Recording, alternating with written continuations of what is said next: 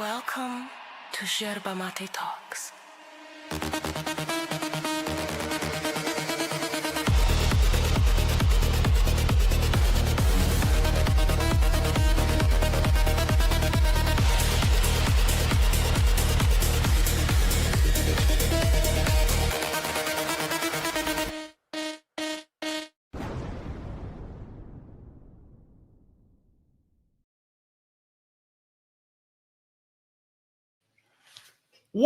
Welcome to the Aftershow. I am Max. This is Kat.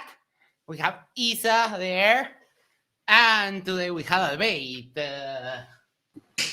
Evolution on trial. PhD Tony and Planet Peterson against Donnie. And don't remember the other name. What was it? RawMatt. So, hello. How are you, Isa? I'm bored. Sorry. I mean, it happens. It's okay. It's sometimes there's no going about it. Harnell has become a new member. Thank you so much. And before we dive right in, the link has been put in the side chat and pinned. So before we get into that, make sure to do the social thing is like, share, subscribe, send this to a friend, send it to your snippet, go to the corner, just the corner of your street, and just subscribe to RawMatt Talks. And that way we can share that up for the channel. Isa, you started us right off the bat with being bored. Why? What happened?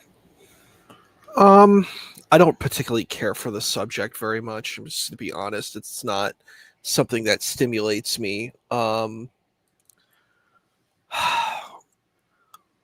It's like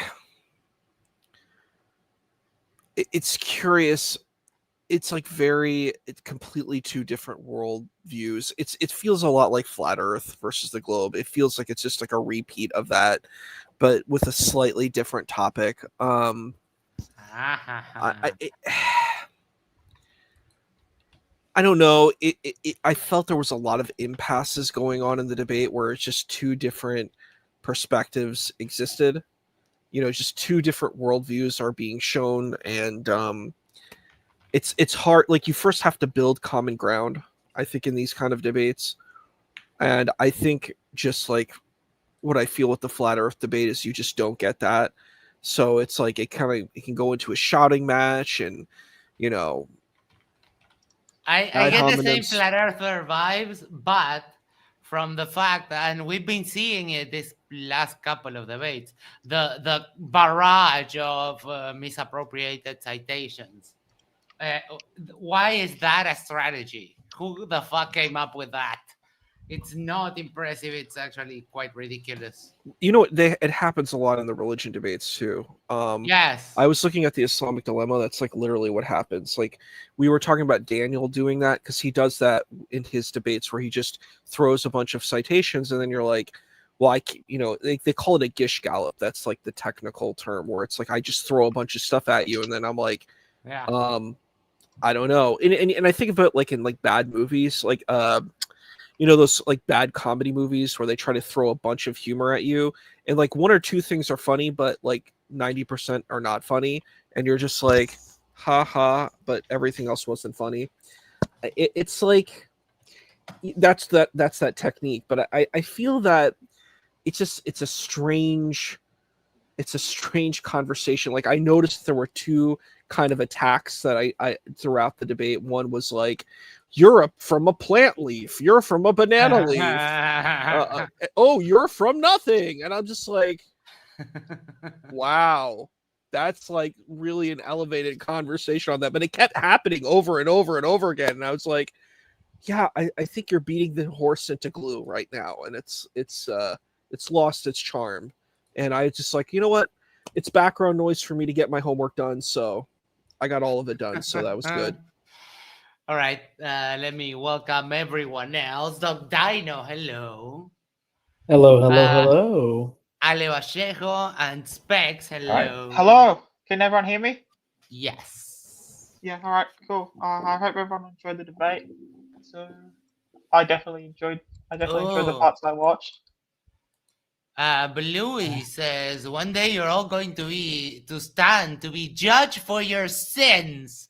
Good luck without any defense. We have defense. It's okay. It's all good. Could I say something to that, Max? Yes. Okay, so just to be really clear, between us and you, Bluey, you can be a Christian and understand that evolution happens and how it works. There's plenty of old Earth creationists who can prove that. It's not a choice between Christianity and evolution. It's science versus science denial, aka young Earth creationism. Yeah, that's why I get the flat earther vibes with this talk, because it's all the same strategies. It's all the same. They're a little bit less ridiculous in some of the claims they make, but it's all the same. It's the same tactic, same type of argumentation, yada, yada, yada. All right, One thing I to... wanted to add one thing to that too. Yes. As the resident religious scholar, quote unquote, it's just really funny that religion keeps getting brought into this, and I'm like, it has nothing to do with this. I'm like, Jesus's teaching has nothing to do with any of this, like at all. This is like Americana culture that's coming out, and then it's like a parasite that's trying to hold on to this like ancient Hebraic traditions and cultures. And I'm like, if we read, Whoa. I don't know. That's a fast bike.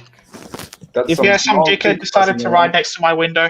So if we read the New Testament has nothing to do with any of these things. There's no arguments for any of this. So pretty much it's the same thing that I see like in the Islamic dilemma, where Muslims are like, the Bible's corrupted. I'm like, you just made that up. All of this like science attacks on science have nothing to do with Jesus. Like, it has nothing to do with the New Testament at all. That's why you have many different kinds of spaces within people who call themselves Christians. Some people say they're into science. Some people say they're not. There's a spectrum of thought. So it's so bizarre and strange every time I hear people kind of leeching off of Christianity, leeching off of Jesus to give themselves validity. It's like really, it's parasitic. That's what I would call it. It's a parasitic relationship where these people are parasiting off this tradition to kind of validate themselves and their own narrative, when the thing that they're being a parasite onto has nothing to do with their argumentation. So it's bizarre. Bluey crashing out like from the start. I love that. Wow, you guys all agree with each other. Congrats with being totally redundant. Like, you see the link right there. I don't think he knows like what you're redundant open to come and tell us how we're all wrong, and since you are, the non-atheist, will give you plenty of time to talk. But all right, opening statements. We started with Planet Peterson and PhD Tony. Would you like to get us started, Doc Dino? Sure. I'll just sum it up as Planet Peterson and PhD Tony both presented evidence, like actual evidence. Peterson dipped into a few different topics. Tony seemed to mostly focus on the fossil record and morphology, which my personal baby. Not a lot of fossils have DNA, sadly. And then Donnie spent half of his opening shilling for his products. I didn't time it, but I'm pretty sure it was about half. Just talking about his books, his presentations, his streams, all that. And then just throwing a few ancient arguments out. Like arguments he's been peddling for at least a year, probably 2 or 3 or more, that I've seen Guts at Gibbon alone debunk multiple times. And then wait, Matt you moved on to sorry. the creation. Well, hold on. Before I forget, Isa Tony says, I feel I should apologize for boring Isa. Well, I didn't say that. I said that I was saying that the debate itself bored me, but I actually didn't comment on his presentation. Yeah, I think PhD Tony had his nice papyrus script. He likes to do that. He likes to use papyrus script in his presentation. But I mean, I think he and there was one other guy. I don't know if it was Ron or Matt, because it was kind of confusing who had a presentation. But I mean, he had a solid presentation that was like all well constructed. So I'm curious what this has to do with anything. Like, it's super weird. Like, does this person think that they are saved just because they claim that they believe in Jesus? That's not even how the text works. Like, it's weird that these people. Well, no, it's weird because what's bizarre is that these people, because it's not their culture, it's not their heritage, they don't even understand what the text says. They don't understand the culture of the text, so they assume that the text protects them. It's the same thing with Muslims. Like, there are a lot of Muslims who believe that they're saved. That's not what the text says. The same thing with Christianity. So it's a bizarre situation. When you explain a Christian crashing out in the chat, you kind of take the fun away from it. Because that is kind of. No, but I mean, the thing is, because their whole narrative is ridiculous. That's the thing. I know, but that's what makes it funny. As someone who has done debates like this before, people like that will just come out of the woodwork. They're just evangelizing. They're not going to listen. Honestly, but yeah, even they suck at evangelizing. All right, Ale, opening for Planet Peterson and PhD Tony. Yeah, I mean, I did watch the entire debate, but to be honest, I don't quite remember the openings because just like Isa says, evolution is not a debate, not a topic I'm particularly interested in, mostly because, to be honest, sometimes this whole argument about phylogeny and I don't know what the hell else. I don't even understand most of the terms, to be honest. Maybe if I studied a little bit more the topic, I would. But yeah, it's a little bit on the complicated end for me. But there are some things I do understand, and of the things I did understand, I mean, it's just the classic straw man from the creationists about the evolutionary side, the evolution argument. It's I mean, even me not understanding fully the whole thing, I can still see that they don't understand anything at all because they just keep bringing the same strawman time and time again. Yeah, and that's another parallel that I see with Flat Earth. Specs, thoughts on the openings? Yeah, I mean, I think they all had presentations. They were I don't like using the term evolutionists because it's so stupid. The science literate people, obviously had the presentation of science. The other guys were, they started off with that the PhD Tony's not allowed to use the Foster record, which is some bullshit. Yeah, and of course strawman. I'm guessing strawman all their citations, although I haven't verified their papers. But the best part was when they cited answers in Genesis. I got a good laugh out of that. All right. Thank you so much. Before we go into the openings for the Christian side, Eric Burns said, did you notice the younger creationist in the MDD chat thought he had a gotcha with me saying, explain how we see billions of light years, not realizing I'm an astronomer. And also sent me this. 1 second. There we go. And this is a comment. It's very pretty. Why do I'm sorry. It's more like a galaxy or something. Or I'll remove the timer. Yeah, it definitely looks beautiful. Yep. Really quick, how's my audio? Perfect. Okay. Someone was complaining in chat, so I turned off my fan. Oh, okay. No, now it's sounding crisp. All right. Openings for the Christian side. Standing for truth with the barrage of never-ending citations. I hate that strategy. I don't know why it's even a thing. Dislike it. And we see the archetype of people who go for that strategy is the dishonest type. Because it's meant to overwhelm you, and they will always have, but you didn't answer there, so they can still claim victory. You could answer every paper and identify where they're going wrong with every citation, and they will still always have one more. intensely dislike that strategy. Isa. Well, I thought the first one was really weird because it went on for like 30 seconds where they put on a video and there was like a slight narration and then it just ended. And I was like, what is this? I'm like, what's going on Planet here? Peterson.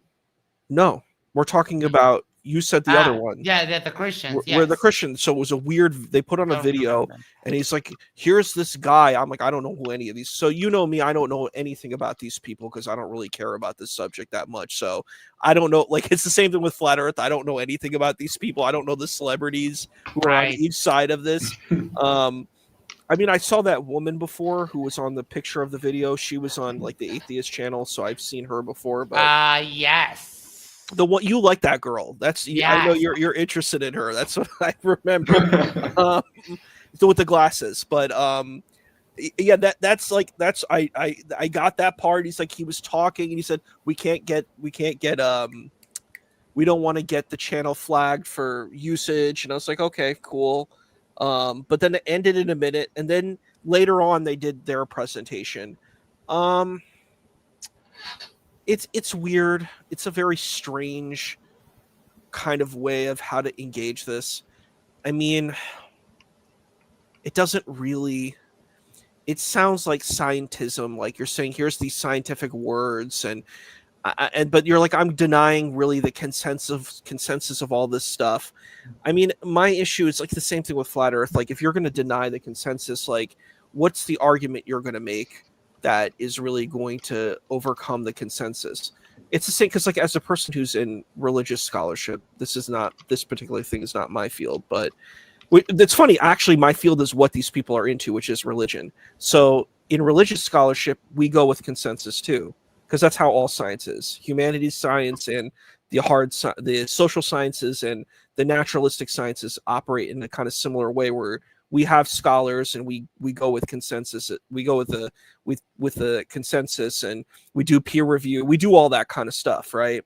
So because we want to like check our work, but it's kind of weird because I'm like, you're trying to tap into this system, but I'm like, who's peer reviewing this stuff? Like, you have to have some way of falsifying your information so we can know that it's true. But it seems like it's kind of like claims. You're like, well, I'm going to say, and a lot of it is like these ad hominem attacks on Darwin, like, and these like scientists of old. And I'm like, how does that benefit anyone?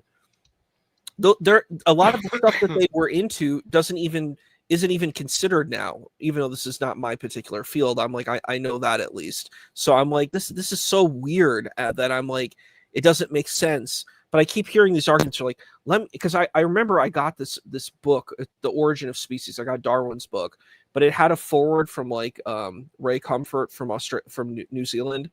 If you're familiar with him, he's like, yes, love him. Like, have you ever lied before? Have you stolen before? You're a liar.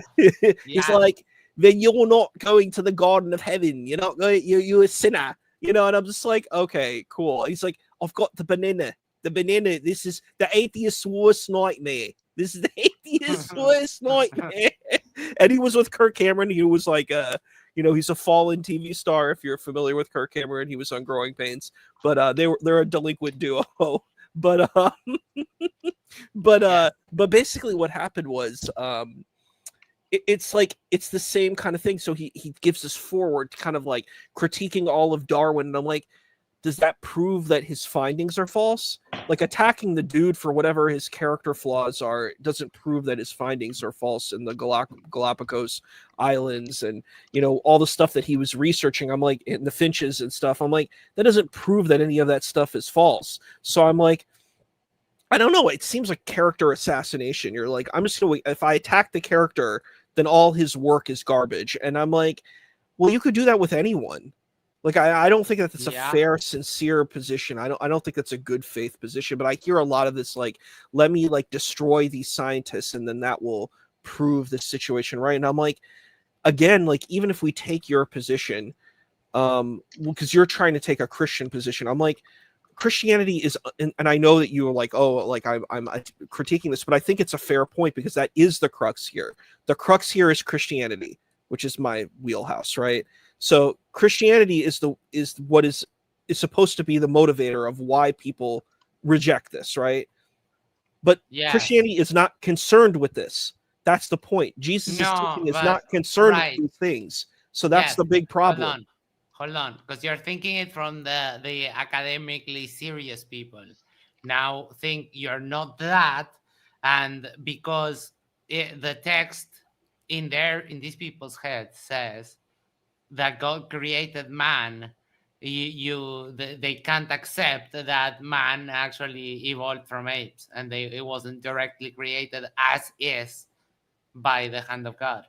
But they don't believe in Hebraic law, so I'm like, it doesn't matter. Like, so they don't believe they wear mixed fiber clothings. No, I'm saying if we're going to hold that consistently, if you're going to hold the Tanakh, that's the point. They're tapping into the Tanakh. They're saying we're going to believe in the Hebrew scriptures. So I'm like, but you don't believe in the Hebrew scriptures. You don't believe. You don't believe in following Shabbat. You don't believe in Sukkot, Shavuot, any of those things. So yeah, go ahead. Sorry. So Issa, really quick. You're asking people who are being intentionally inconsistent to be consistent. This is what these people do all the time. Listen, if a creationist cites a source, that source will either be out of date, improperly represented, or not peer-reviewed. Every single source they cite is one of those three things. Or misrepresented. So I think I would say improperly for cited, those of you who might not know, so these are the laws of Flurf, and they actually apply also to creationists. So we will take a quick look at them. They also apply to anti-vaxxers and basically every science denier. Yeah, it applies to science deniers in general. So Flurf citations, where it says Flurf is creationist. Creationist citation always contradict their claims, no exceptions. Their challenges, if like they bet you money and so on, might not apply specifically to them. Oh, it does apply to some creationists, though. I think Kent Hovind has offered to pay people money that he owes Aaron. He will never pay it out. He's written he will never pay it out. He didn't pay the government, so that is true. Flurf pseudoscientists creationists are pseudoscientists when evaluating creationist claims, and science deniers when evaluating evolution claims. Every attempt of a creationist to explain a phenomenon contradicts other explanations for some other stuff. Also, no exception. So I think it's a good refresher because they do apply, and they seem to be holding firm when it comes to flat earthers and creationists so far. Doc, anything else talking to me? My earbud just died. Give me a half a second to reconnect it. No problem. Ale, want to get ready? There we go. I can hear again. Oh, all right. Then go ahead, Doc, because I cut you off when you were talking about the Christians opening. I will let you finish if you want. All right. Well, I was saying Donnie spent about half of his opening, give or take, shilling for his own products, which is not a surprise. He then went on to give a broad overview of long refuted arguments. I think I mentioned every single thing he brought up. I've seen Gutsit Gibbon take apart at least once, usually more. And not just her, other people too. But this is Donnie's thing. It's a grift. He's going to keep using those arguments. It's like reciting a psalm to his flock. That's the purpose of these arguments for him. And then RawMatt comes in. And to call it premium a shotgun approach, to call it a shotgun approach is falling short. He brings out a minigun of awful creationist arguments and just fires them off. I would have to go back and count, but probably 1 or 2 dozen in his opening alone, continuing in his rebuttal and continuing on throughout the rest of the debate. And I sent a super chat calling him out on one about Archaeopteryx, and I guess he forgot his own argument because he sent about 30 of them in. But for some reason he said Archaeopteryx was a problem for bird evolution, and No, he just doesn't know what he's talking about, and he's parroting Kenthoven talking points like he and Donnie always do. All right, They thank said you. something about feathers appearing before dinosaurs or something like that. Yes. Yes, he claims that the timeline is out of date. Yes. Ale, Because he thoughts doesn't know how on- geochronology works, or Yeah. any Yeah. of this works. So yeah, Uh, my biggest two problems with them is just exactly this gish galloping of things, which I think presenting papers beforehand would solve. And I just watched a debate of Professor Dave and Dr. Dan. I don't know the last name of Dan, but against two anti-vaxxers, and they made the debate on the channel Backburn, and they were yeah. required Yes. to present Yes, the papers beforehand, and so it was just such a entertaining destruction against the Oh, was that the anti-vaxxers. one? Was that the one in New York for the anti-RFK event with Dan Yes. from Debunk the Farm? Yes, I think that, and I just laughed out loud several times there, and so yeah, I think introducing papers beforehand is like the right way to debate this. And unlike Flat Earth, even though there would be shit studies, at least the creationist can present some creationist semi-study here. So it's a little bit different from Flat Earth in this instance, and therefore I think it should be required. And the other thing is this thing about the burden of proof that Tony kept mentioning. Maybe Doc Dino or Isa will correct me if I'm wrong here, but the burden of proof is on the positive claim only when there is no consensus. If there is a consensus, the burden of proof is on the claim against the consensus. That is how I understand that it is. Because yeah, if there was no explanation for how we got here and I claimed this new mechanism of evolution, then yes, I would have to support my positive claim, but denying evolution is also a positive claim, especially when there's already a consensus, because it's like saying evolution is not true. Just because you say I don't believe in it, it doesn't mean you're not making a positive claim about it. You're claiming that it is not true. Right. It really depends on what sphere you're talking about, because scientifically you're right. Like philosophically, it's always the person with the positive claim that has the burden. But in a debate, when you have one side that is taking the affirmative, the other's taking the negative, they can't just say, well, you're on the affirmative, it's all up to you to prove, right? You've got to actually show some negative arguments or evidence against their claim. So I've been in many debates where it might be, did Jesus rise from the dead or something? And I want to present something on the negative side rather than just say, like Donnie said, well, it's all on you. No, Donnie, it isn't. You're taking the negative. It's not all on you. It's a very witty-esque move. And let me welcome you, Mark. Hello. How are you? Hello.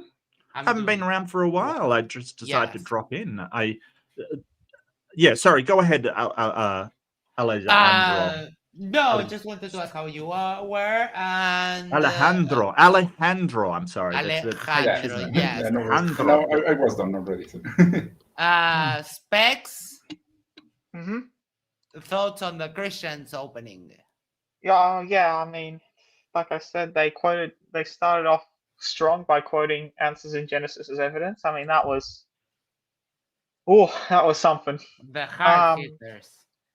They tried to do what I find a lot of debaters do, where the claiming that a piece of evidence is irrelevant or cannot be brought to the discussion despite obviously being relevant. So this was when they said that the fossil record is irrelevant, which just isn't true.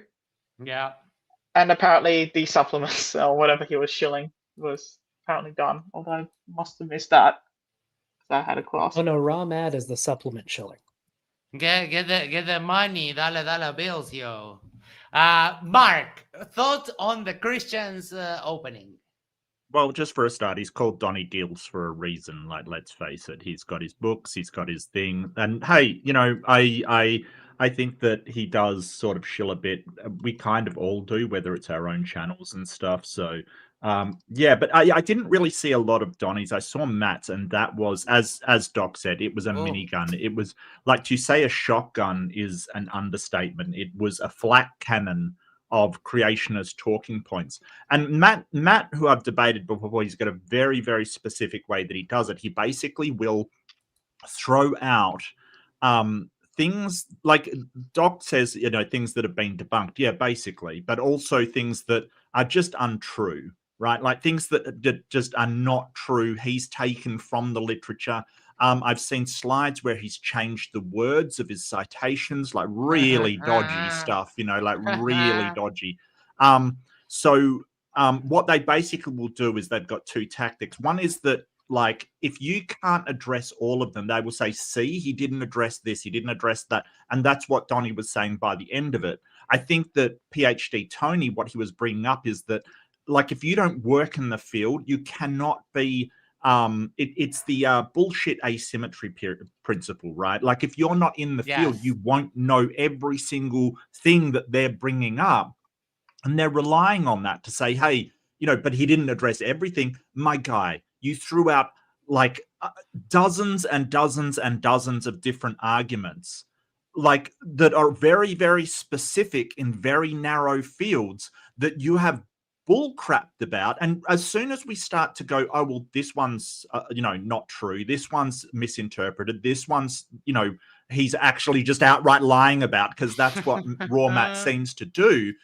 At that point, you go, well, if I don't know the answer to number 20, that doesn't mean that one is automatically true now, because he has a history of doing this. Like for instance, the bottleneck at the year 6000, and everyone was like, what's he talking about? Right? What the hell is he talking about? There was a bottleneck at about 6,500 to 7,000 years ago. The bottleneck was a Y chromosome bottleneck, right? Like it was a bottleneck of Y chromosomes, or males, basically. So there was about 17-to-1 male to female ratio at that time. And there's been a number of hypotheses, something that a disease that affected men more than women, a wars that had wiped people out, possible, all of the, these possibilities were run through. But what it isn't is Matt trying to suggest that, hey, it was Adam and Eve back then, kind of thing. Yes. Unless there was like 17 Eves for Adam, that is not the case. So this is like one of the things that he brings up. But unless you've encountered that before, he'll go, oh, you couldn't address that and you didn't know about the bottleneck. You're just outright lying about what it is. So it's things like that he'll do. And then when he sort of hits on something, he'll just say, oh, you couldn't get to it. So yeah, RawMatt's was go. Well, with that specific argument, he brought up that there were bottlenecks for other species from around the same time. I'm pretty sure he's conflating that with an actual, like, interesting point of research we found out, I want to say within the last decade. There is, according to extensive genomic data, most living species have a common all members of a living species share a common ancestor roughly between 20 and 60,000 years ago, I think. Yeah. Can anyone guess the reason? Aliens. Because populations intermix. And so the odds of all of a population having one specific great to the 30th grandmother on one side is actually really high as you just keep going in generations. So I think he's using that actual, like, kind of neat, fun fact and glomming it on to this other specific bottleneck for humans. And that's just something he does constantly. He did something very interesting in his opening, and was to say that there would be, if humanity evolved, there would be a genetic bottleneck with the inbreeding and so on, and then immediately switch the argument to say that that's the reason why the story about these two people who have all of these kids, that is why this is true. And well, don't like, forget, wait, if you no, point out, you just said no. if you point out the inbreeding with that one, then they will reach for saying, oh, but they were this sort of genetic purity, which sort of verges on a bit of like almost eugenics kind of thing, that there was these genetically pure people. So, and that isn't a thing in genetics, right? There's nothing that says, hey, this is the perfect genome, so it won't interbreed. Like if you understand meiosis and like crossing over the genes into that, it's not a thing. Like it's just that what you're doing is you're basically putting into the gene pool genes that are the same, and so these errors pile up. Yeah, and so the introductions, wow, I could not believe how rapid Matt went and how many things he threw out there. It was you know, That's wow. what I call premium level derp. Because he was just one after the other, just baseless claim after baseless claim. Because and the other thing he does study. is he goes really fast and cites papers that he's misinterpreting, of course, towards him. But he'll also throw creationist citations in there from like answers in Genesis and stuff, and sort of go by hoping you don't notice, kind of thing. It's pretty gross. Like, it's not accredited. And there's a concept, there's a fallacy called the stolen concept. All of this work, all of these papers has been done on understanding how evolution works, and so they produce these papers and then they go, oh no, the original concept is bad. So they basically will misinterpret their papers to try and undermine the very work that they've done to get there in the first place, which is ridiculous. The way of the flat earther, that's what they flat Yes, earthers have absolutely. less they have Yeah, less papers at their disposal that they can misinterpret a little bit or a lot I'd towards say their position. But Flat Earth and Young ultra- Earth uses exactly the same arguments. They use exactly the same arguments, just on a different, one talks about the Earth being 6,000 years old, the other says the Earth is flat. They use exactly the same arguments. Even analyzing the form about very specifically avoiding to make an argument themselves, like very specifically today, Matt tried and failed to not make an argument. He did try with the age of the Earth to keep it shadowy, but no, he committed himself. Sorry, Specs, go ahead. Yeah, I mean, I think I would say that flat earthers and young earth creationists have no papers, not some. I would go no papers that back up their position. They have some papers they can misinterpret. And also, now's a great time to mention that the Gish Gallop was named after creationists. So I just want to throw that in there. Interesting. Oh, and the other thing I want to mention, Matt said at one point, like, oh, the platypus is this mosaic species, but there's no transitionals. Does he know there were like more basal forms of the platypus, like monotremes, right? Like, and there is a platypus that has teeth, and it's an older sort of species of monotreme that has, like, he didn't seem to understand that the platypus didn't just appear out of nowhere in the fossil record.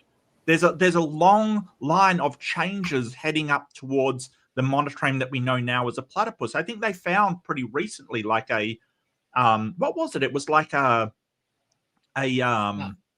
kangapus or something like that. It was like it was similar to a marsupial and a monotreme, but it wasn't either. That's a transitional fossil. Mm-hmm. I wouldn't be surprised, but there are fossil platypus. There's a giant fossil platypus. There's a fossil platypus with teeth, and not to mention all the other fossil monotremes we have. And the thing that I hate about Donnie's car example, like his hybrid car example, is that the platypus and echidna are really just exemplary of stem mammals. Like, they're just a lineage that hasn't changed much.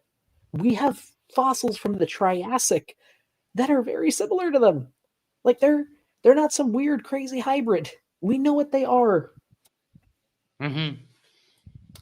Tony says, that's why I tried to make the point in my presentation that cherry-picking data from scientific papers and claiming it can support contradictory conclusions is simply not valid. Yeah, it didn't get addressed much by them because that's all they kept doing. I But you're wanted to right. ask Tony a question, actually. Tony, what did you think the debate was about, mate? Because you seem to be surprised that, like, because Donnie's go-to is genetics, like that's what his thing is, and I was just wondering what you know, it doesn't. I'm not shocked that MDD maybe gave you a slightly different topic, kind of thing. I wouldn't be shocked at all. So I was wondering what the topic was from your end, mate, if you don't mind asking. But I love, just PhD Tony, mate, I loved what you did where you basically held Matt's feet to the fire because he brought up the age of the earth. In a debate, he opened the door, right? And the moderator allowed it. So you being able to go back to that was fantastic because, you know, if he makes claims that are dependent and makes these claims about the age of the earth, you should be able, and, you know, Donnie was jumping in to try and save him. And it's like, no, he should have to back up his claims of the age of the earth. Yeah. But yeah, I was the wondering, topics are intertwined too. Like, if you want to say sure. mutation rates are super low, you can't have your super fast speciation after the arc. Like, I love that when they say, "Oh yeah, we don't believe in evolution," but then they believe in like some hyper Pokemon kind of evolution of animals just popping into existence from out of nowhere. Yeah, but then of course they say that God did it. Don't have to. I don't even have to propose a real mechanism. It's just sort of scientific sounding, but also God did it. So before we get into the open discussion portion of the debate, I wanted to run something by you peeps, because I have a paper of somewhere, if I could find it. I have a paper of like human evolution. Wouldn't that satisfy Donnie's requirement of give me something genetic for evidence of evolution? Wouldn't that like very specifically satisfy? Because there was a bunch of studies of how people that they are the water nomads, some pygmies up in the I don't remember if it's in the Alps or in like Tibet or so. Look, Max, Donnie just rejects whatever in science that he doesn't agree with. I mean, look at ERVs and endogenous retroviruses, right? We basically know that these, we used to call them junk DNA. They can have functionality, and none of that is against evolution. But these sequences, they're absolutely the remnants of ancient viruses. They've got all the hallmarks of it. They've got every single part of it. And Donnie just says, "Oh, well, they're not viruses. God put them there." And it's just like they have long terminal repeats. They have, like, one of them, they have resurrected the Phoenix virus. It was basically an ERV that they brought back to life. But Donnie just says, no, they're not. They could have been made by God, right? God could have just made them look like viruses. It's so ridiculous, you know. Yes. It's so ridiculous. So he just rejects it. Open discussion portion of the debate. Want to get us started, Isa?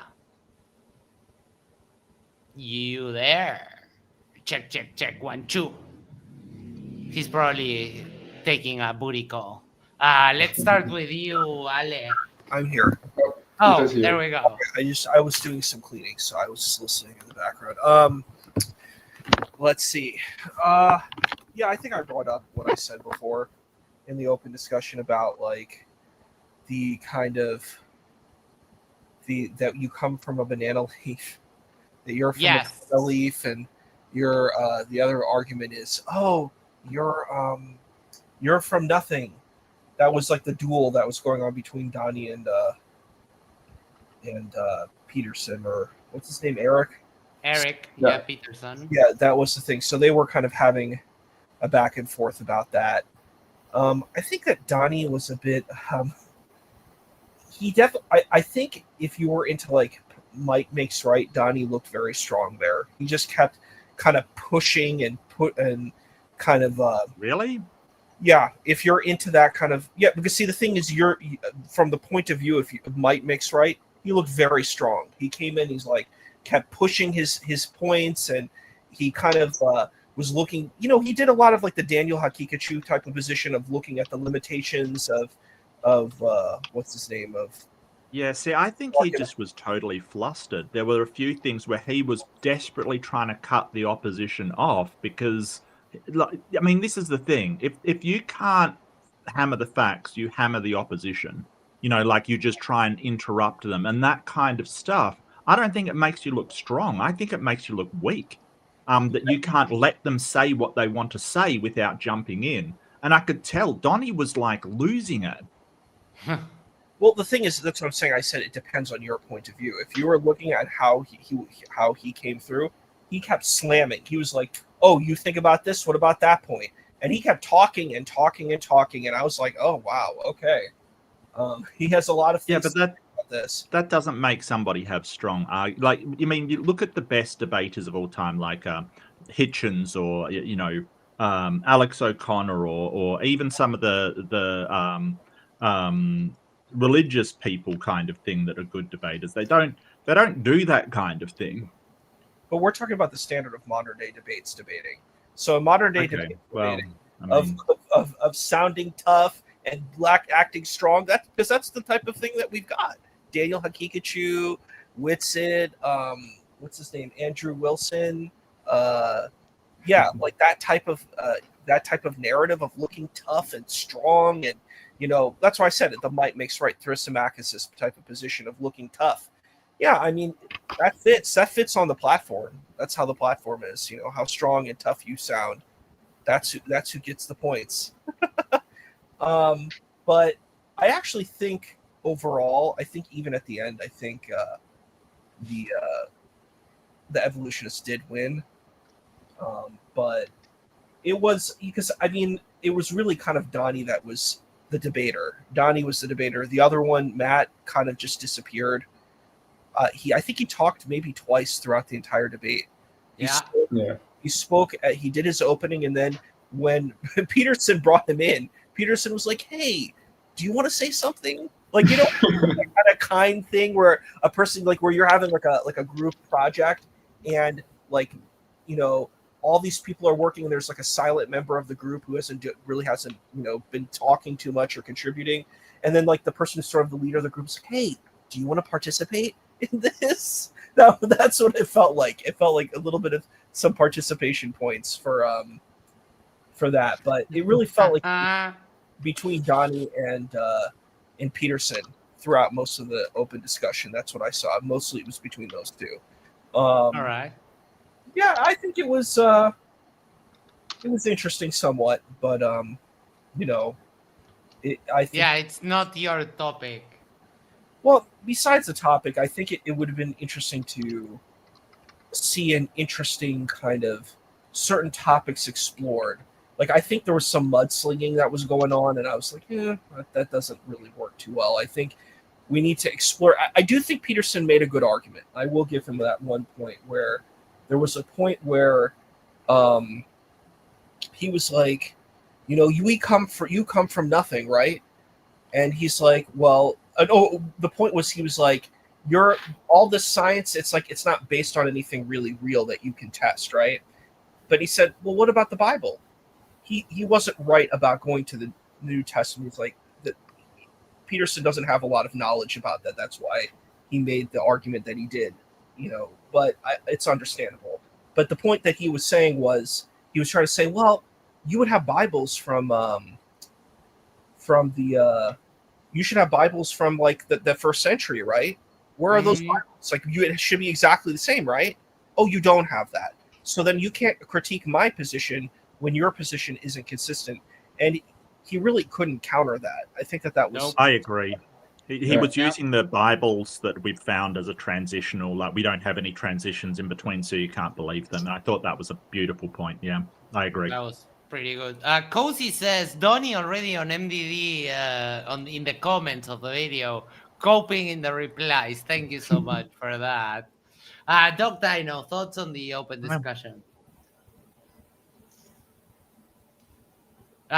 Wait, something happened because you're speaking. Yeah. I see your mouth move, but the sound's We not can't coming hear you. through.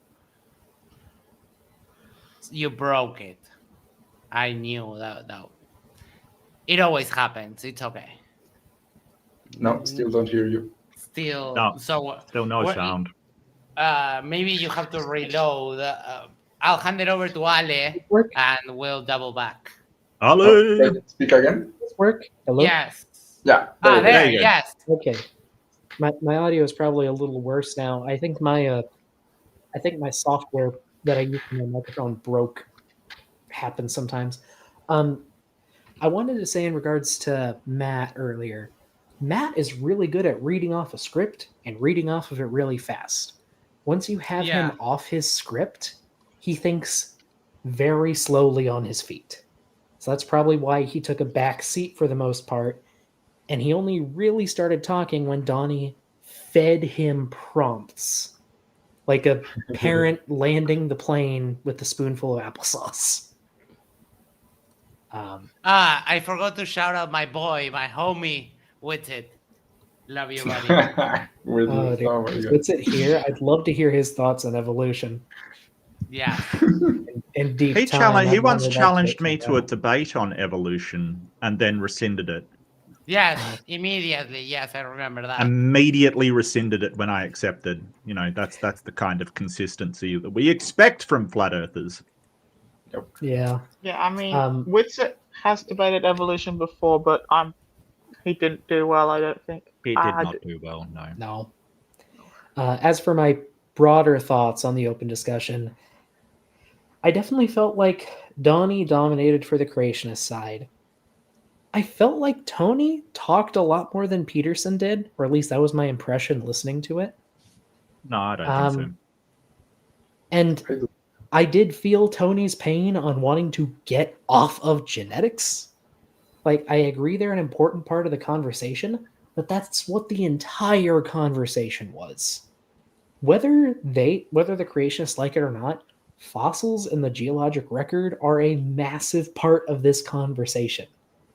You want to ask where the missing links are? I can show you a list for every group you want. You want to talk Cambrian explosion? Can go over that. It's just they need to actually address these things instead of running away from them to a subject like genetics that nobody in the audience is going to understand. Yeah. All right, thank you so much. Ale? Yeah, I sort of forgot what I was gonna say. What was it? Give me just a second here. I saw a comment there. Hold on. Where is it? Damn, I lost it. Oh, But yeah, someone said that Donnie is the Witsit of creationism. yeah, Love that. yeah. So, yeah, I think I'm just gonna go back at my comment that I made. The super chat I sent it in Modern Day Debate, saying that James should definitely ask for previous submissions of papers, and it's just like the counter for Tony was like, no, I won't do their homework for them. And I mean, Tony understand my point perfectly. Like, yeah, but then you're not interested in truth. You are just interested in scoring points in a meaningless debate. If you're so confident that your position is true, then you should sort of kind of do their homework for them. Like you should pre-present your papers so that they can analyze them, see that they don't misrepresent them, and then if your position is true, it will stand that criticism, that previous study of the points you will bring up. That's how every serious debate about scientific topics are made. And so yeah, just like I commented there, it's pretty hilarious that every single channel that has the word truth in it stands for lies, basically. Well, I mean, Donnie's channel should be called LARPing for Jesus. That's the accurate title for the channel. in my Derping also opinion. works. Yeah, that also too. Yes. All right. No, wait. Sorry. Did I give you Specs, specs? I think. Yes. Yeah, specs. Yeah, the open discussion. I watched a bit of it because I had a class, but yeah, it's just them trying misunderstand. I've seen this before. It's just them misrepresenting the papers they bought, misrepresenting the evidence that the science literate people bring, and just making massive fools of themselves while doing so. All right. Thank you so much, Mark. Yeah, so I thought that Donnie really he like I get that you think it's strong to jump in and do that kind of thing. I don't think it is. I think that Planet Peterson, he knew enough. And what I loved about Planet Peterson is that when Donnie tried to jump in, which is annoying, he just kept on talking because nothing says that you have to shut up for these people. Like you have to give them the allowance to interrupt and basically the one that really was emblematic was when Donnie kept talking about how different the Y chromosome was. And Planet Peterson and Eric just started to explain why it's so different. So it's because it does not do recombination that mutations pile up. And sort of, so what does all of this mean though? And that's where PhD Tony had a point. But if that was the case, then why, and you can look it up yourself, why did they say that the Y chromosome is unstable? It's like only about 55 genes. And over long term, it's like it basically will pile up more mutations because that's exactly the reason why it does, because there is no recombination. So it's kind of like, well, why is the Y chromosome so different? Because it doesn't recombinate, because it will build up more mutations. They will get fixed in the genome. And sort of Donnie doesn't want him to say that. So he's kind of like trying to interrupt him, like constantly while he's trying to explain it. Now you're explaining genetics. The last thing you need is some dipshit trying to interrupt you every 2 seconds. It's hard enough to explain when you've got an open field. But, you know, and this is the thing. Donnie was the only person doing that in the debate. And the fact that he's in the comments right now, like trying to, you know, tell people how great he, like, come on, dude, seriously. You tried not to let him speak. You kept interrupting Tone. You kept interrupting. And this is the thing. Donnie was trying to pretend to be the moderator in it. He's too used to moderating his own debates because he's like, okay, now we'll go to this. Donnie, what are you doing? You're not moderating the debate. In fact, someone had to tell him you're not moderating the debate. Every time RawMatt started to get down a line, and he would be sort of losing the... Johnny would jump in to save him. And it's like, you're not Superman. You're just making your partner look incredibly weak and subservient to you. And I don't think they did that good a job. I just think that they were belligerent, which doesn't do you any favors if someone's watching it, you know, without a prejudice. Yeah, you'll appeal to your base, and maybe that was the point. Maybe you want to appeal to your base, sell some stuff, get them on board, get them in the ministry. Okay. But if you're actually trying to convince people, it doesn't look strong. You're basically not letting them talk. And look, Eric's answer to why Y chromosome is considered unstable and is unstable over longer term was excellent. But the problem was that Donnie was interrupting, so no one could hear the damn thing because, you know, he decided that's what he was going to do. Now, just to mention, I've had an open invitation to debate Donnie for years now. And he will not go anywhere near it. He wants to find people that don't know his shtick, don't know his genetic thing, can't talk about, you know, what he wants to talk about. And you know, I think Eric did a fantastic job. I don't think PhD Tony talked more than Eric. I think that Eric talked way more. And his back and forth was Donnie. Donnie was clearly losing that exchange because he was always trying to interrupt them and basically, you know, I don't know who Eden is. Who is Eden? You need one of these. I was going to tell you to keep track of how long they've been running away from you. But taking back Eden was sending chats today cheering for a debate between Planet Peterson and Widget. So that, somebody said that RawMatt like is good. Like he does this massive load of assertions and claims and stuff. I mean, you had them sitting there going, Donnie sitting there going, oh well, that's just a claim, that's just an assertion. Yours is just a claim, Donnie. Like yours is just a claim. You're just basically going, oh, the evidence is agnostic. It doesn't support one over. It absolutely does, mate. It's the least agnostic thing that you can ever look at. Like all of the evidence supports evolution, and you're basically just going, well, you can't explain this tiny variation. And that's what I loved that Eric pointed out. He pointed out that what you're pointing out is something unknown about, 2% of the genome. That it's just such a flat earther thing, like, oh, Yes. you don't know this tiny thing like that. It completely invalidates the whole thing, no matter how much evidence you've got on your side, because you don't understand 1% of 1% of 1%. It's like, come on, dude, seriously? Like, no. And the fact that you're taking papers, taking out the conclusion, right? You're basically throwing the conclusion out the window, putting your own conclusion in there, right? That all of this is like, he has this favorite paper that's called Switching Sides. It explains how viruses are co-opted by mutation to be beneficial for humans. And he basically uses that paper as evidence that they're not retroviruses, because they're like, it is so dishonest. It would get you thrown out of any university, basically as a form of plagiarism, by inserting your own conclusions into a paper.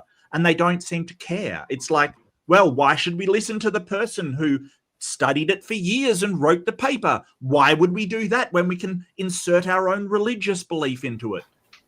Like, seriously, just stop. It's ridiculous.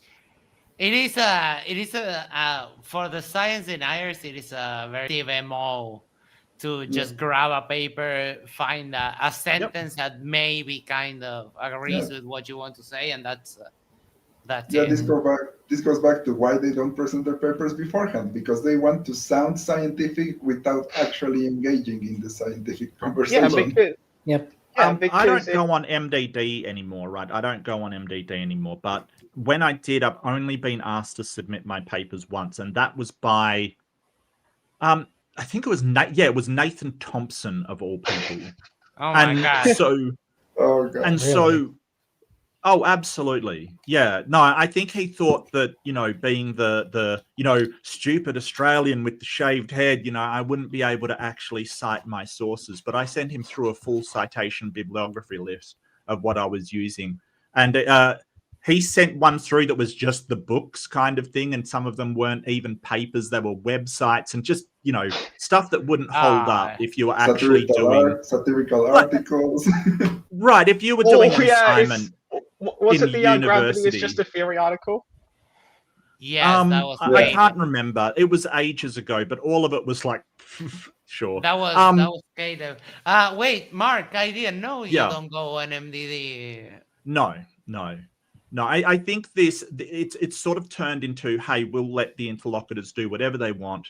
It was really the Andrew Wilson debate that solidified it for me, because he was basically allowed to say whatever he wanted, just insult me, just carry on like a muppet, be racist just openly, and like, you don't understand that he was just openly racist on that channel, and he just wasn't stopped. It was just like, oh well, let's.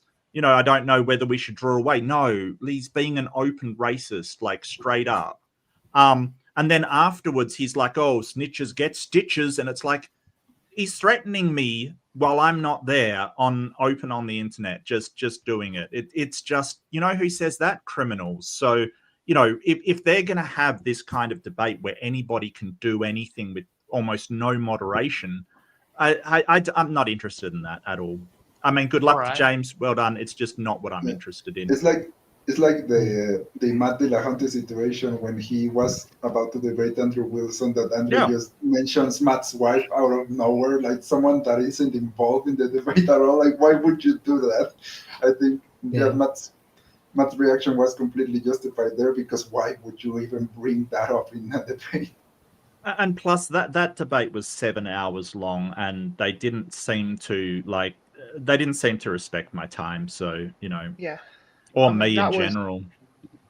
Yeah, it was in this debate. In this debate, like, James felt half asleep at the wheel, to be honest. Oh yeah, like he just didn't feel like Johnny was pretending to be the moderator at one point. And like he should have said, Donnie, be quiet. Like he's done that in the past, said, look, shut up. You know, like you can't just keep talking. Like he went to go to Planet Peterson and then over to PhD Tony because Tony hadn't said a lot. And Planet Peterson responded and then went over to go to Tony, and Donnie jumped in again going, no, but I want to respond to that. Tough shit, Donnie. If we basically respond to everything the other person says, it doesn't end. Don't you get it? At some point, you're going to have to let somebody get the last word, but he doesn't want to do that. So he's always saying, hey, they said something, I want to say something. Well, what if they do the same thing? Then you have a 7-hour fucking debate where it goes, you know, you're sitting there going, well, who gets the last word? Nobody, ever. At some point when the moderator says, okay, we're going to go from this person, then to that person, and you say, okay, I'll sit there, and then you interrupt, at that point, you're being really disingenuous and really dishonest because you had no intention of allowing the moderator to take the debate where it was headed. You just want to have your say. I mean, shameful. Shameful. From the framing, when someone goes to the machine gun strategy of just throwing about a bunch of random stuff, and they also play the game. Sorry, they play the game of the flat earthers do the default position, or like Donnie did, like, oh, we don't have to prove anything because we are on the evolution is on trial and so on. All of those are very scummy tactics that in my experience, they denote a person that is not really interested in the debate or learning or anything. It's just for the show, for the views. So it is a little bit weird to debate those people in particular, you know, like Donnie or Jimbo or the Wilsons. It's fine. It's fine. As long as the moderation is up to scratch, it is fine, right? It's fine. The weird thing is that Donnie does a better job moderating on his channel than James does on his. That Explain is, that one to me. I've seen Donnie moderate, and he keeps it fair for the most part. I would say something. I think it's funny. I think you are actually agreeing with me, Mark, where the position on modern day debates now, it's like might makes right. The whole point is to get views and to get those super chats. Yeah. So being tougher and stronger and looking like you're powerful is what is wanted. I think that's because it's interesting. James made a point. He said Daniel Hakikachu is the best Muslim debater. He said that on the channel. I was like, that's ridiculous. I was kind of shocked. Yeah. I was like, really? You think he's the best defender of Islam? He may be the best for your channel, but I don't think he's the best. Absolutely not. I would say you would, if you really want someone like what's his name? He's like a large beard. He's a South Asian guy. I forgot what his name is, but he's very kind of nice and mellow, and like I would say that's a what I would consider a more stronger debater. But I was like, wow, he said Daniel is the best debater. He's like, this is the best one, and I'm like, yeah, I agree with you. I think he's the best debater for making money on the channel. So yeah, the best entertainer. He definitely gets the rage bait. He has a big audience that follows him and so on, but it depends on the position, because we've seen him, you know, handle the opponent, or we saw him like completely fumble with David Wood and also God Logic on the Islamic Dilemma. So very inconsistent. Now, in the open discussion, I wonder why not people don't make the argument for human evolution more,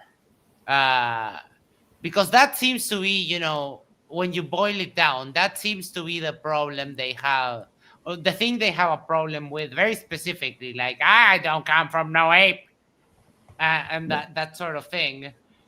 So why, this is me asking now, why, let's go around, and why do you think that is, that human evolution doesn't get brought up more, Doc?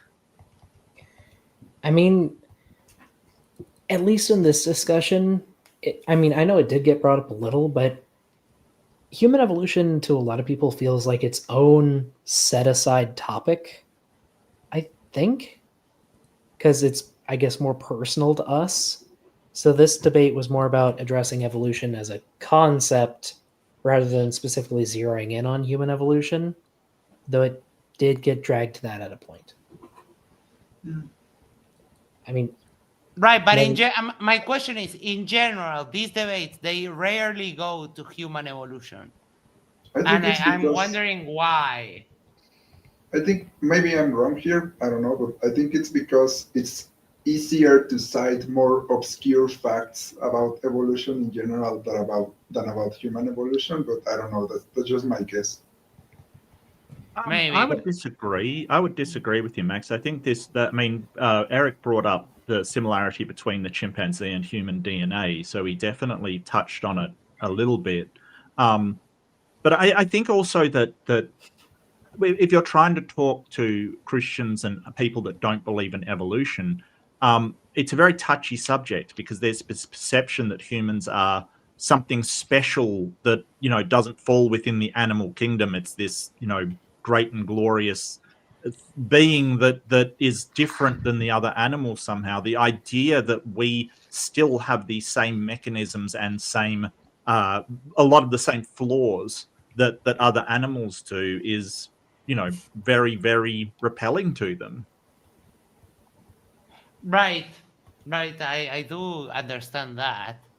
But I don't know. I think to me it seems like a pretty good debate tactic to focus on out of all of the things that they say doesn't happen, that is the one that they would say doesn't happen the most. So from the viewpoint of the debate strategy, seems like a logical choice to me, at least, to go very specifically into that. It would be But I don't interesting know. to ask Maybe I'm how just they weird. it'd be interesting to ask how they thought that sort of Adam and Eve got to, dark-skinned people and light-skinned people, and like how all of this happened if evolution is not true over 6,000 years kind of thing. Even though we're still the same species, there are genetic racial markers that make us a bit different depending on our race, of course. It's not a real thing because we're all the same species, but it's interesting to ask how did that happen if not evolution? Right. Or, for example, the pygmies or the Bahau, that they are getting new stuff written into their genetic code that wasn't there before. Like, Right. okay, so if we start adding those up over the lifespan of a species, and then we continue to do that, then what you get big changes. So I don't know. It seems to me such an intuitive thing. I wish I could see that happen more, because it's a very interesting argument to explore. Anyone else want to bring up something they thought of interest during the open discussion, or something that caught your attention on the debate? I already went over the genetic bottleneck that apparently went on. That it was just a bottleneck of males and not females. So I'd love to know how that works. But I mean, Eric pointed out, like, those papers that you are citing, they acknowledged that there was a mitochondrial Eve, and it was 100 and something thousand years ago, like way outside of your time, and they basically just go, no, that's not a thing. And it's like, yeah, they do. They absolutely do. By using the mitochondrial DNA as a genetic clock, we can trace back to when that was and find the last woman that is connected to everybody. But that doesn't mean that was the only woman around, right? Like, there were descendants and there were other people around. But it just means that that's the last common female ancestor. And they just basically go, yeah, but it wasn't that time. Like, what evidence do they have of this? Like, what? It's ridiculous. And then somebody brought up that paper that says the last living ancestor would be at this date. But what they left out is the next section that says, for all of these reasons, that wouldn't work. Like there's other factors that, like they absolutely quote mined these papers, just cherry picked them for one sentence and then ignored the next thing that says, here are all the reasons why that would not be possible, kind of thing. And they've been doing this forever. This is the young earth creationist and flat earther, I might add, playbook. You pick out a sentence, ignore everything around it, and you're also disagreeing with the conclusion of the paper that you're citing, which is just terrible. Just terrible. I will say and Matt, sorry, go ahead. Sorry. I don't mind Eric bringing that up, but I did feel it was... I'm not sure he should have mentioned that someone sent that to him mid-debate. Like, I don't really like that. Yes. So was it sort of cheating as Johnny described it, to have your audience bring up something mid-debate? Look, I think that it kind of is. However, it's very hard. I see where Eric's coming from. Like they've basically got their talking points. Like you can't, like he's like, oh, well, you didn't do your homework. It's like, Donnie, you will find the most obscure shit like to throw up and then lie about it. And every time you're caught lying about it and are debunked by someone like Gutsick Gibbon, you just go to the next obscure thing without even acknowledging that you lied about it. Like, this is the problem, that, he just goes on to the next thing. Like, in order to be familiar with everything that came up tonight, you would have to be the most proficient genealogist, evolutionary biologist, fossil hunter. You would have to be the world's greatest genius in order to cover everything. It's not possible. I'm not saying that Donnie and Matt were playing fair. They absolutely weren't. But I don't like getting help in a debate mid-debate personally. But I don't know. That's fine. It's more of a personal choice. Some people use the chat. Some people chat with the people in the YouTube stream. Some people don't. I think it depends a lot from what perspective are you seeing it. Because if you see it from the perspective like a competition, like scoring points in a debate, then it's kind of cheating maybe. But if you see it as from the perspective of trying to get to the truth and the actual state of affairs, I don't think it's cheating. I mean, I don't know. I haven't engaged in a real scientific debate, but I imagine that if new information comes up as the debate is happening, it's fair to bring it up, regardless if someone outside of the debate brings it up or not. I mean, I feel like a debate and a scientific discussion are two different things. In a scientific discussion, you lay out your sources and you debate based on those sources to help build your case. In something like what MDD does, it does feel more like a competition, I guess, if we want to use that terminology. Yeah. And whether or not that's appropriate for all issues is something we could discuss, but if it is being like that competition style, I'm not sure I would agree with having outside help. Yeah, maybe it doesn't even count as debate anymore. But look, I don't pay attention to my chat when I debate. It distracts me. I feel, it's too much for me to handle. So I don't pay. But if a comment comes up in his chat, it's not like you've got like a team of people sitting there working for him. So it's in the lower side. But I want to pose something. Why is it wrong for him to be bailed out by a member of his channel, but Matt's being bailed out by Donnie on every opportunity? Like he just jumps in there and bails him out, especially when it's been framed as, well, I want to have a discussion with Matt about this particular subject, and 2 seconds later Donnie's jumping in to rescue Matt when he's been told, hey, we want to hear from this guy. I'm not saying it's fair, but Donnie is Matt's debate partner, and everyone approached this debate agreeing with the participants' input. So Yeah. they were a No, known that's fair. quantity at the beginning. They're not Yeah, up. Yeah, that's fair. that is fair. No, I still don't think he should have done it. I just, it's very hard for me to be that critical of him. Like, don't get me wrong, I still think that it should just be the debate as in the debate, but he, like, just sort of bringing up something that your chat told you, I'm not, I'm not that critical of it, especially at the way it was going, where it was dragged down into genetics. Oh and my, nothing else, yeah. Like- And they harp on an issue, and they go back to that, and they go and go and go. Calder V shared Doc Dino's YouTube thank you. link, and Calder, if you can also share Marguerite's, that would be pretty cool.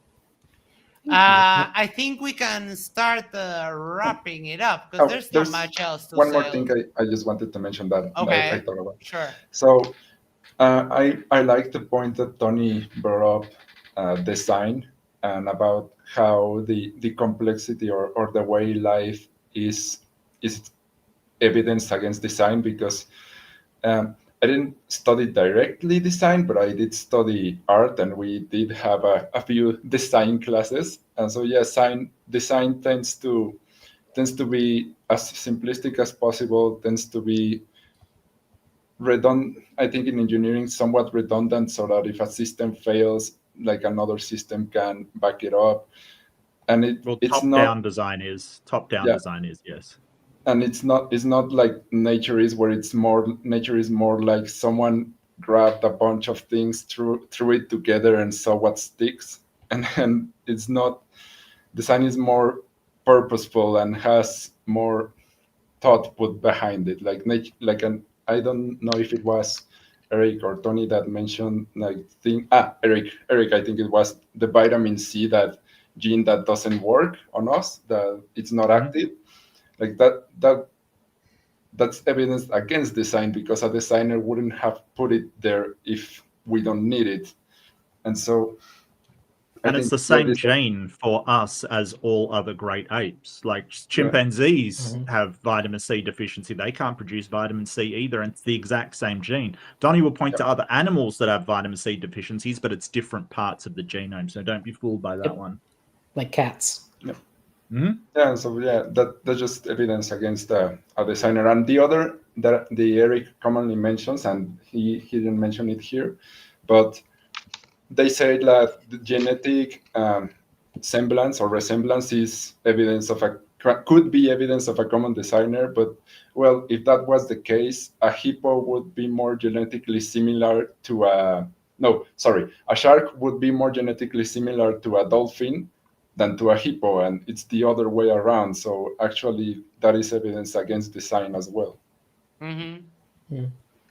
Well, once he with his car analogy, once he brought up like there's hybrids in each, like just like cars and stuff. But what we don't see is something that someone can design a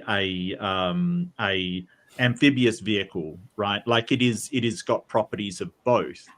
But like it's very similar to one and another, but we don't see that in genetics, right? What we see is if something has a let's call it a function, right? Like it will use the parts of what it's similar to, not completely different ones.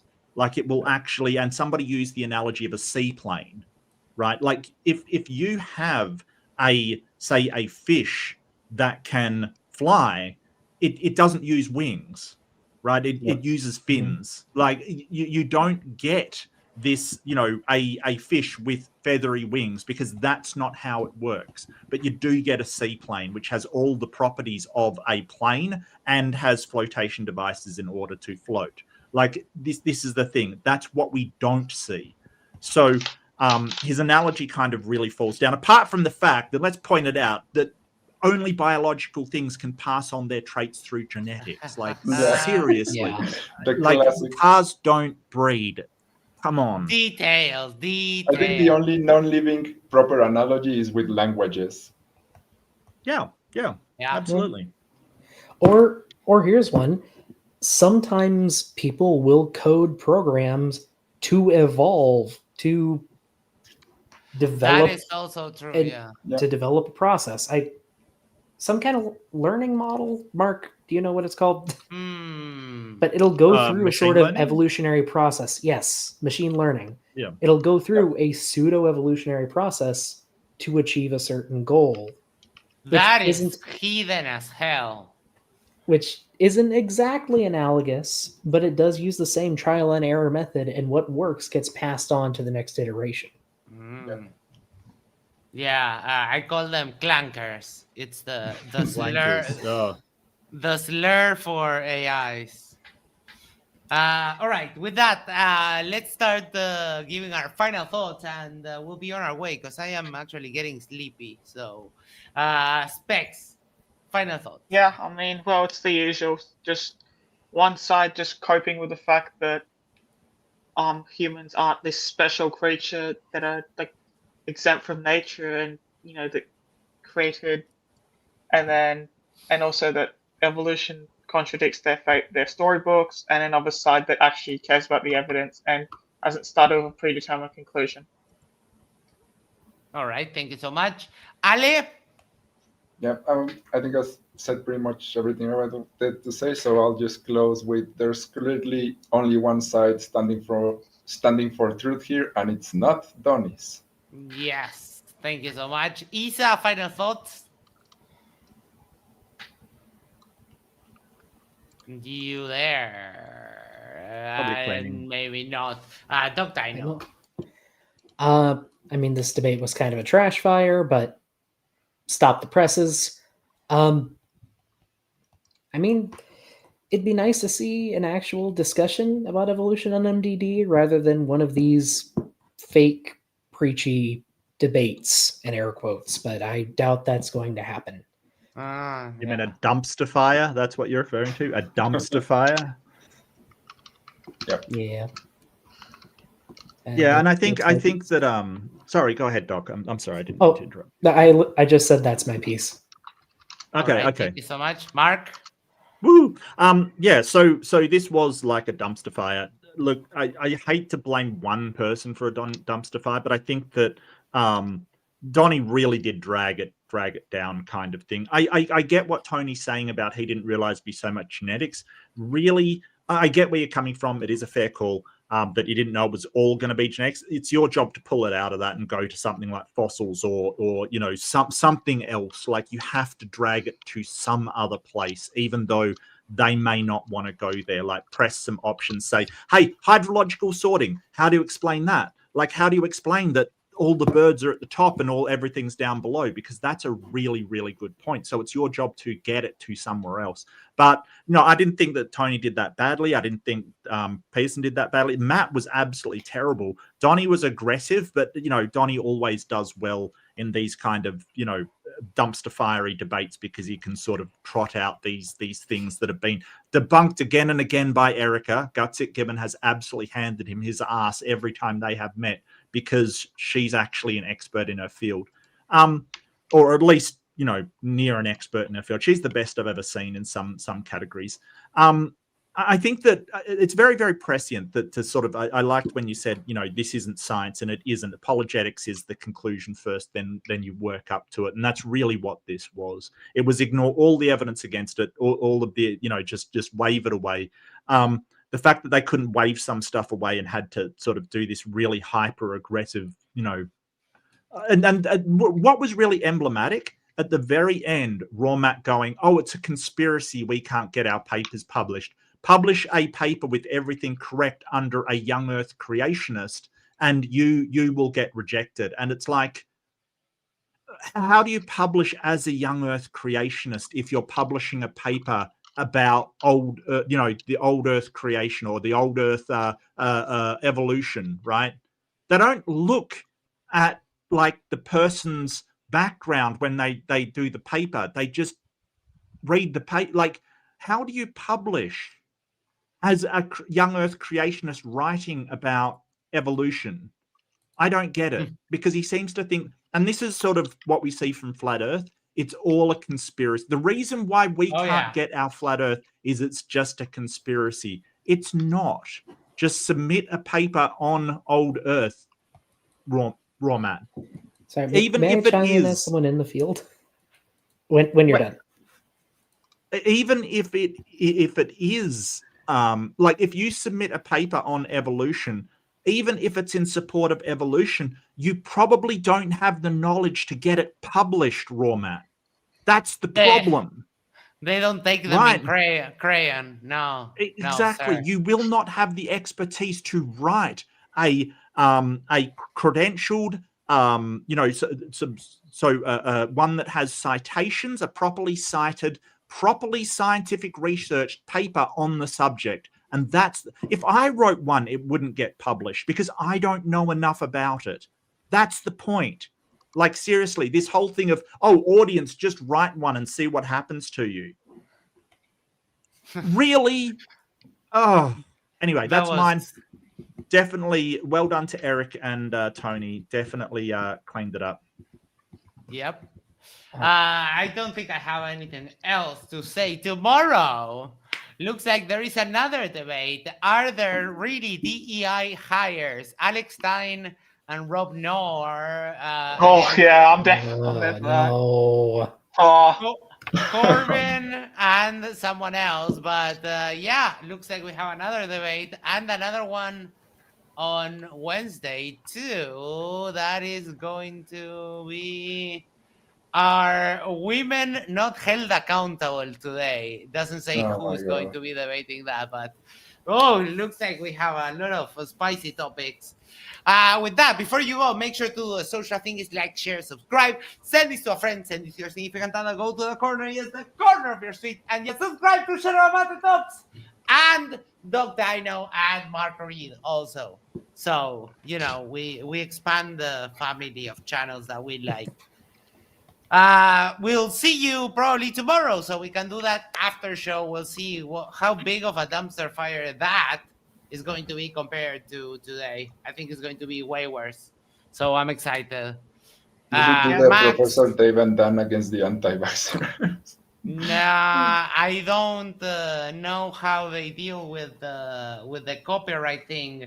And since I saw MC Toon was reviewing the flat earther part of a Jubilee debate, and they actually had his stream stopped because he was reviewing their video. I don't know if we're messing with those big channels anymore, because that just sucks.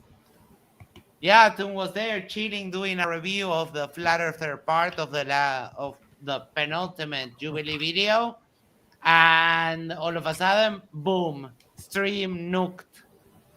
Stream is offline, and that was it. I had that. Yeah, I had that happen to me. And I'm sorry for your experience in Malevelon Creek. I really am. I feel for you. It hasn't happened to me yet, but I'm kind of a little bit reprehensive of reviewing Pang Burn and those big channels anymore, because don't want to get problems. With that, people, we'll see you tomorrow. Thank you so much to you, all of you guys on the panel, and everyone over there in the audience. We'll catch you tomorrow. Take care. Have a great night. Adios.